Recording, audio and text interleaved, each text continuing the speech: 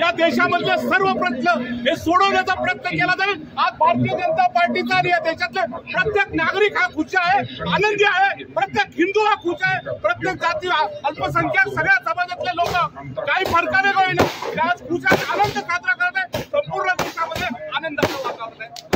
Modi